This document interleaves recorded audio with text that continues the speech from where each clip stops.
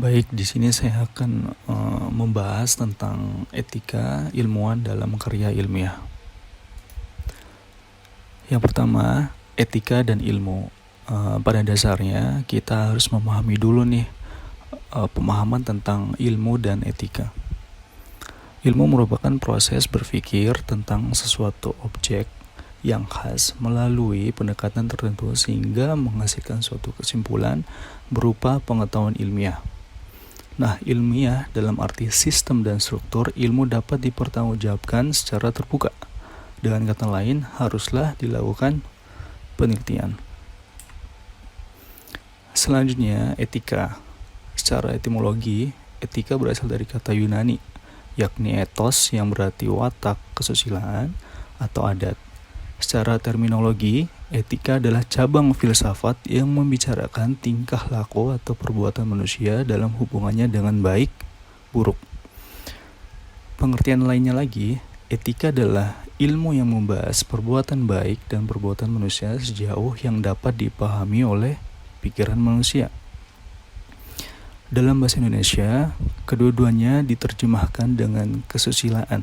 Etika disebut pula akhlak atau disebut pula moral. Nah, di sini adanya dualisme dari ilmuwan terhadap eksas ilmu dan teknologi. Yang pertama, ilmu harus bersifat netral terhadap nilai-nilai baik ontologis maupun aksiologi. Golongan ini ingin melanjutkan tradisi era Galileo yang kenetralannya ilmu secara total. Yang kedua, netralitas. Ilmu terhadap nilai-nilai hanya terbatas pada metafisik keilmuan saja. Sedangkan dalam penggunaannya, pemilihan objek penelitian, kegiatan keilmuan harus berlandaskan asas-asas moral untuk kebaikan manusia tanpa merendahkan martabat atau mengubah hakikat manusia.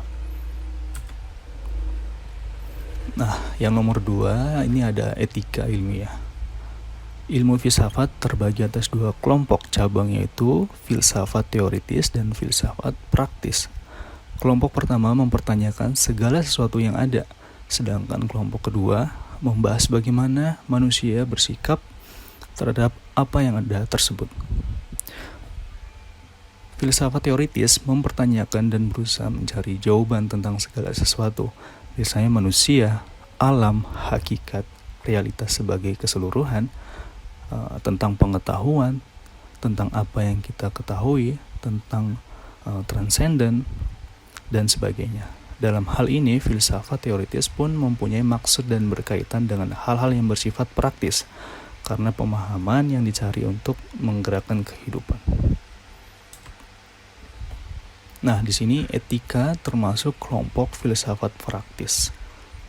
Rashidi menyatakan bahwa etika dibagi menjadi 2 kelompok, yaitu yang pertama, etika secara umum merupakan suatu pemikiran kritis dan mendasar tentang ajaran-ajaran dan pandangan-pandangan moral. Etika berkaitan erat dengan berbagai masalah-masalah predikat nilai susila dan tidak susila, baik dan buruk. Etika yang nomor 2, etika khusus adalah bagaimana seseorang harus bertindak dalam bidang atau masalah tertentu. Dan bidang itu perlu ditata agar mampu menunjang pencapaian kebaikan hidup manusia sebagai manusia. Nah, untuk membangun karakter dalam melakukan penelitian secara ilmiah menurut Suharjana terbagi atas 5 nih. Yang pertama, trustworthy, terdiri atas kejujuran, loyalitas tinggi, menepati janji, memiliki integritas, yaitu komitmen, disiplin, selalu ingin berprestasi. Yang kedua, menghormati orang lain, di mana selalu mementingkan kepentingan umum dibanding kepentingan pribadi. Selalu menerima saran dan masukan, serta tidak menganggap diri paling benar. Yang ketiga, bertanggung jawab. Segala hal yang dilakukan harus dipertanggungjawabkan, selalu berpikir dalam bertindak. Yang keempat, adil. Ini selalu terbuka dan tidak memihak suatu golongan dan memiliki sikap empati terhadap sesama. Yang kelima, cinta dan perhatian. Ini selalu menolong orang lain, tidak egois dan sensitif serta kasar terhadap orang lain. Oke, selanjutnya Samsi menyatakan bahwa etika ilmiah mengandung 10 nilai-nilai antara lain. Yang pertama, kejujuran, yaitu keselarasan antara apa yang dikatakan dan apa yang diajukan. Yang kedua, objektivitas, yaitu sikap seorang peneliti dalam menghindari kesalahan-kesalahan dalam melakukan penelitian ilmiah. Yang ketiga, integritas, selalu berkomitmen dan menepati janji sesuai kesepakatan dalam menjalankan penelitian ilmiah. Yang keempat, kehati-hatian.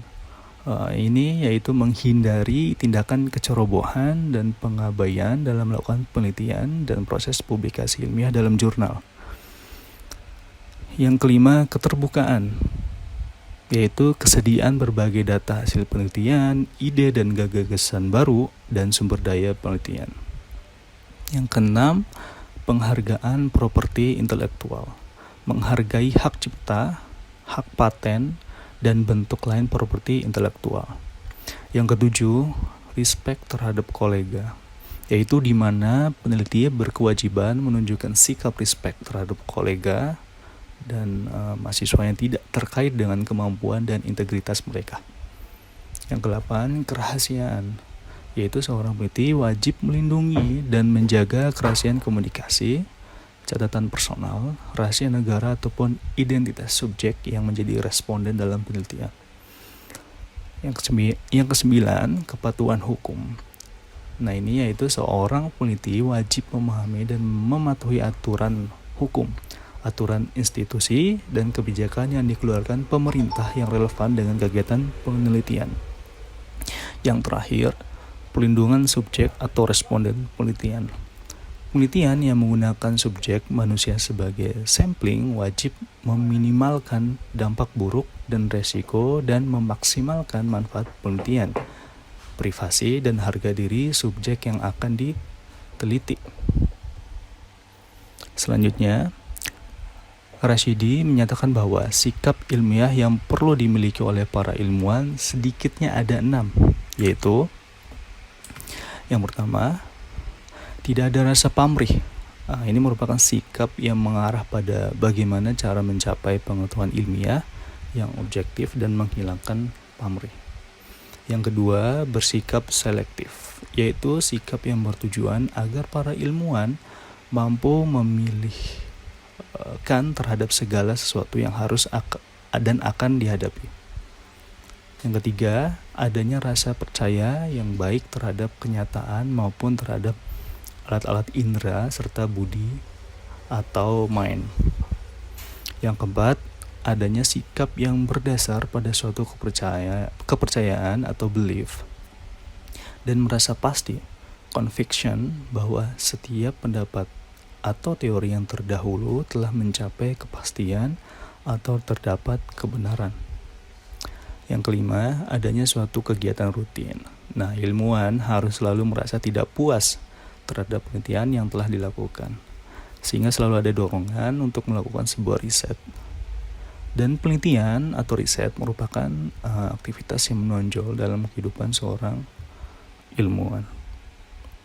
Yang keenam, memiliki sikap etis atau akhlak, serta terdorong untuk mengembangkan ilmu pengetahuan, untuk memajukan ilmu pengetahuan, dan untuk kemaslahatan umat manusia yang memperhatikan lingkungan alam sekitar. Yang ketiga, tanggung jawab ilmuwan. Nah, tanggung jawab seorang ilmuwan menyangkut tanggung jawab moral segi profesional dan segi moral. Atau dimaksudkan dengan tanggung jawab segi profesional adalah dalam kaitan epistemologi mencakup asas kebenaran, kejujuran tanpa kepentingan langsung, menyadarkan kepada kekuatan argumentasi, rasional, objektif, kritis, terbuka, pragmatis, dan netral dari nilai-nilai yang bersifat dogmatis dalam menafsirkan hakikat realitas. Sedangkan yang dimaksud tanggung jawab moral adalah dalam hubungan membentuk tanggung jawab sosial, yakni pada dasarnya ilmu pengetahuan digunakan untuk kemaslahatan manusia.